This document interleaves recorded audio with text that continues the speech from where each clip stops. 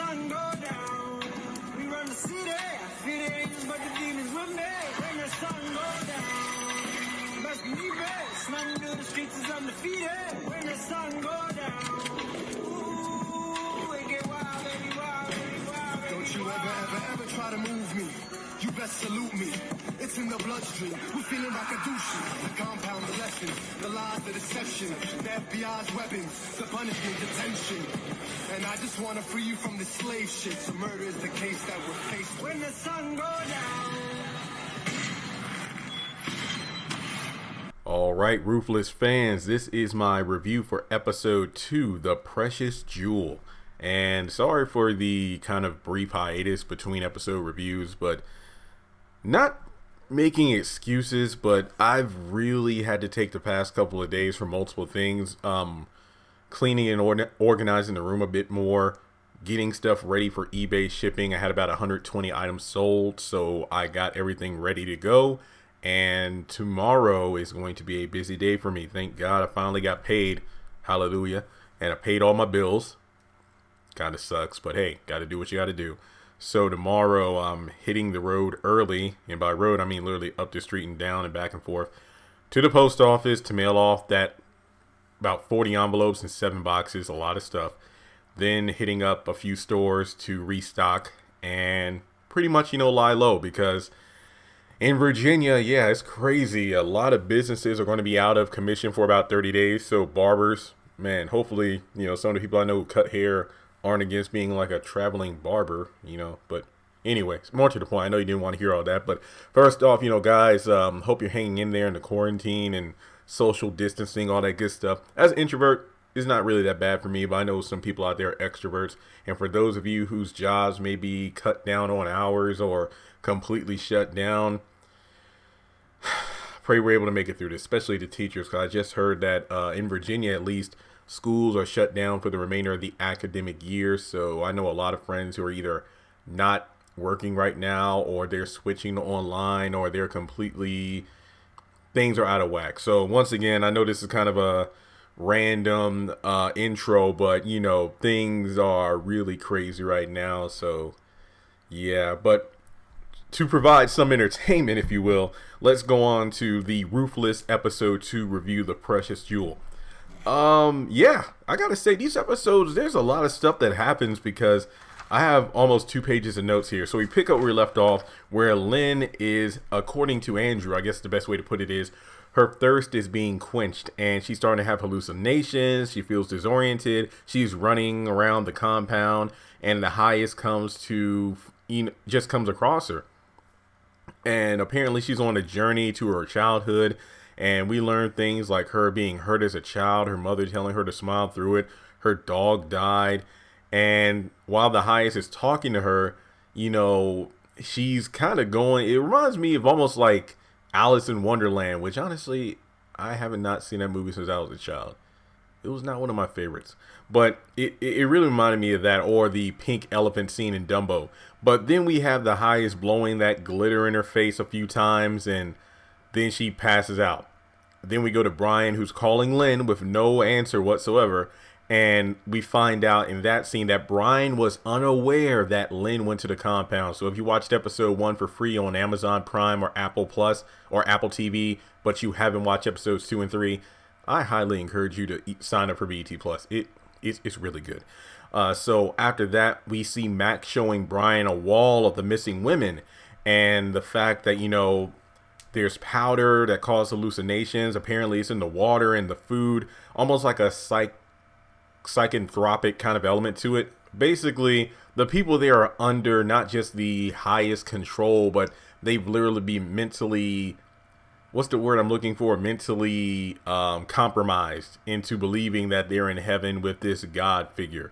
Turns out that Mac actually got a divorce due to his job in the FBI, and he doesn't want Brian to go through the same thing. So he advises Brian to talk with Lynn before making a decision, even though Mac really needs his help due to the fact that the wall of missing women continues to grow, the child trafficking, the drugs. So something needs to be done about the Rakadouchis. Later on, we find out, let's see, I'm sorry. The highest wants to see both Daikon, who is his right hand. That's confirmation there. And Andrew, basically giving a report on what happened the night before when it came to Ruth and Tally bringing in Ruth's daughter into the fold. And then we have Andrew going to get Tally, Ruth, and Callie just to, talk to them in person about what the issues were. Daikon recommends Andrew is ready to be cleansed. And then we have the highest talking with Lynn, introducing himself to her and comforts her. Pretty much he's still, a little out there due to the doses she's been given. But then again, you could argue that she was forced to down a lot of that liquid, so that's probably why she was tripping so much. Then we have Mac getting pictures from Malcolm that Lynn is at the cult compound. And if there was anything to sum up Mac in this episode, it would just be Mac sitting at his desk going, "Damn it! What the hell? I can't believe this." It was cool though. Then we go to Ruth, who was brought before the highest. Ruth is now an elder, taking Tally's place. So Tally was an elder who was stripped of her rank, and now Ruth is taking her place as the elder. And this is because she brought her child into the fold. Callie, who is a precious jewel, who is going to be named Ruby now, isn't too keen on her new home. And yeah, Ruby is taken away to be with the other kids. Ruth is being taken away to be prepped as an elder, starting with her bath. Tally is pretty much, updating everything from the night before, what went wrong in regards to crashing the car, even though she was hit in the face. Then, stealing a truck, got into a fight with the old man, cloak was ripped, and she was seen. And because of that, she is going to be punished as a result. And also some along the lines of 3 years of not being able to have a child, so Tally must be punished. And she claims to have done everything the highest told her to do with her mother. So what is she, barren? Technically, we know she's not, due to the fact that she's allegedly pregnant with Andrew's baby. That part kind of went over my head. I think I misinterpreted what that scene was supposed to be. So if anybody watching caught the exact dialogue, make sure you let me know, because I actually rewatched episodes 2 and 3 earlier today in preparation for these reviews. So that, I feel bad because I watched it a second time, yet I missed that part. And I do believe the highest was talking about Daikon about checking on their friend. Like, I think it was implied that Andrew's the one that leaves Lynn back at her house, and then Daikon, well, yeah, I'll say that for episode 3. Okay, so then it turns out there was a call to the police about 2 women taking the truck, and Daikon's, giving this intel to the highest, and they say that the disobedient boy should be sacrificed for the crime, which we'll talk about that in a little later. Ruth wants to see Callie, but as the elder, she's above all that. The eldest mother, I believe, is like the one who really kind of puts her in her place. I ain't gonna lie, Tyler did a good job casting this particular character. Like the tone of her voice and her delivery. I don't even want to say she was talking down to Ruth so much as, hey, you're in this position now. All that stuff is below you. It really sounded like an auntie or a grandma or mom, not scolding, but as they would say, learning their child something. So that was actually a pretty good scene. Again, short, but it's just one of those things where the casting, I felt, was right for this particular character. So kudos to that. Then we go on to Brian, who's on his way to see the local police chief in the town where the Rackadushis are, I believe Rockwell, Virginia. Again, he's calling Lynn, but no answer. Now I'm on the second page because, guys, a lot of stuff went down in this episode. We have the highest talking with Andrew. And wait a minute, take care of Lynn first. Wait, is this the highest in Andrew? Yeah, about being cleansed. And he's like, take care of Lynn first. So this implies that Andrew's the one who takes Lynn back home. But that doesn't answer the question of who violated her. But once again, that's episode 3 stuff. Okay, so Daikon sacrifice. Oh, yeah. The highest was talking with Andrew because Daikon is going to the disobedient boy, whose name I forgot to catch. My bad. Tells him to put on women's clothing to redeem himself. Yeah, I'd be questioning that too. Trust him, leave it. Tally's being punished physically, kicks, punches. Andrew wants it to stop, but she thinks it's a good way to lose their potential baby. So, yeah. 7 more kicks. Pow, pow, pow. Pow, pow, pow. Pow. Wait, that's not the sound of a kick. That's more of a punch. I'm thinking about the old Batman comic books, you know, where it's like a punch. It's like, pow, kupa. So, Tally is pretty obviously beaten up by this. And, you know, Andrew's kind of comfort her. Andrew, who I think is truly not converted. He's definitely someone who is undercover, but playing the role well, because he can switch on the switch of normal guy and cult member, but then having potentially banged up Tally, even though the fact that he's married. Yeah, there are a lot of questions. That's going to be its own video. Don't worry, I got some theory discussion videos I'm going to do before the next episode. So then we move on to the old couple who had their truck stolen. They're talking with the sheriff, and they look over the piece of the cloak, and pretty much he can tell that, damn, it is from that compound up there. So he can't go up there to arrest people without a warrant. Daikon brings back the truck, and then the young man dressed in the cloak, and pretty much comes up with a cover story that he was hanging out with some friends. It's nothing but teenagers up there. The children, they're homeschooling and everything. So, you know, there's no funny business going on up there. And I did like the one bit about when the guy was like, I'm not saying that because you're black. I'm saying it because there's some weird stuff going on. I don't know why, but I like the way that line was delivered. It was just like, bro, look. It ain't because you're black that I'm having an issue with you. It's not just even the truck. It's the fact there's some weird shit going on. That's not exactly what he said, but I'm paraphrasing. It's an MA show rated. It's an MA rated show. But the sheriff is fine with it so long as Daikon, who did agree to pay for the damages to the truck, and, you know, he would go up to the cult tomorrow for a, I guess you could say, inspection, so to speak. And with that being said, everything will be good to go. And I have thoughts about this scene, which I will discuss at the end of this video. We're almost done.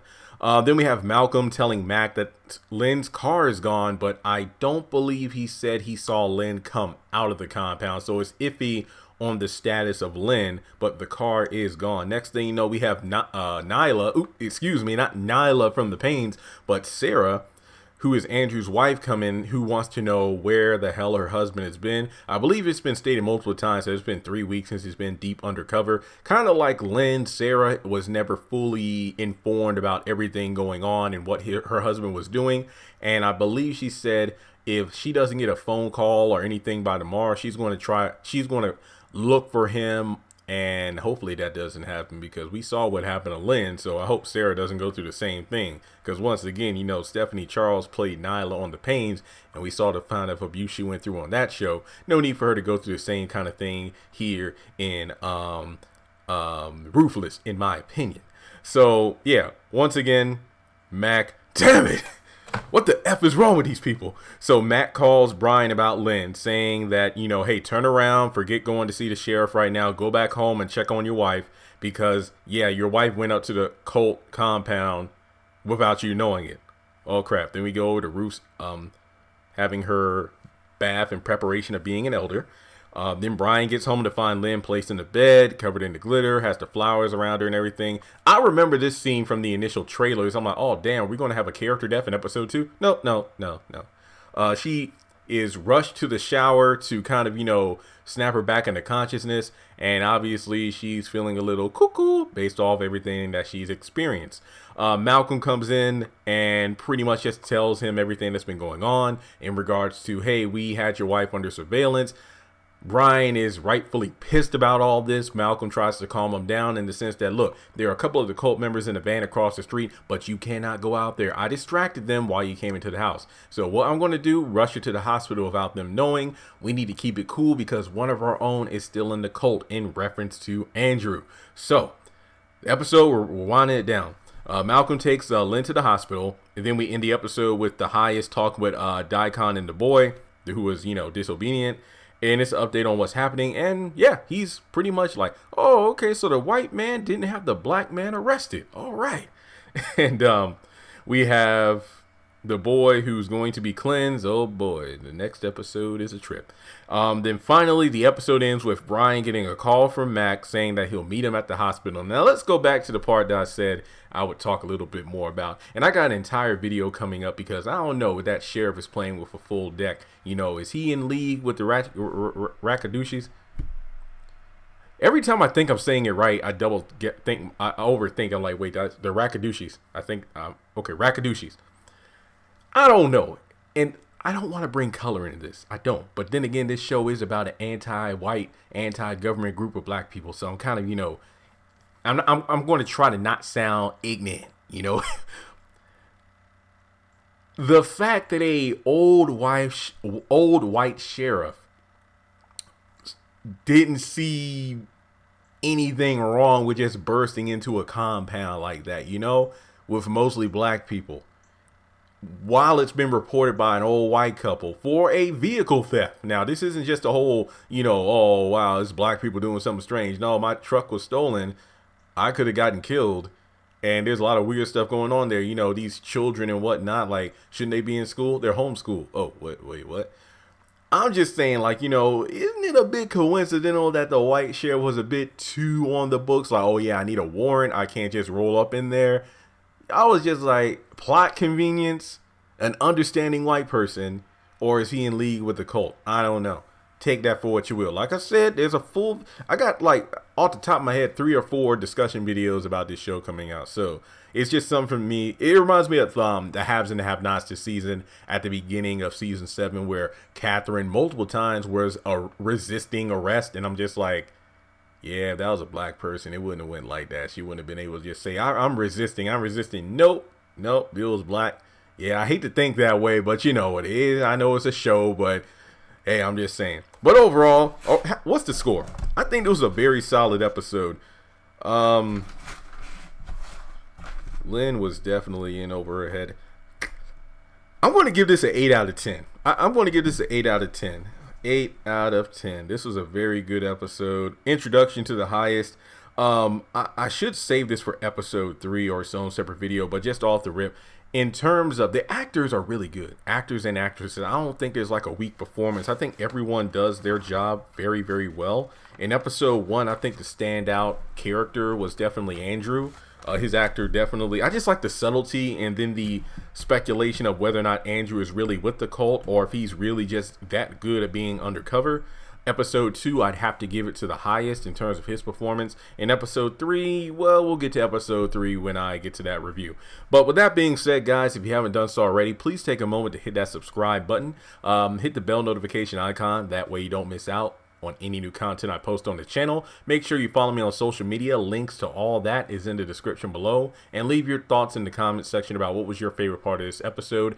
And let's shoot for a goal of 35 likes on this video. I think we can do it. And I say this a lot in these videos, but seriously, if you haven't done so already or even considered it, get a BET Plus subscription. This show is really good.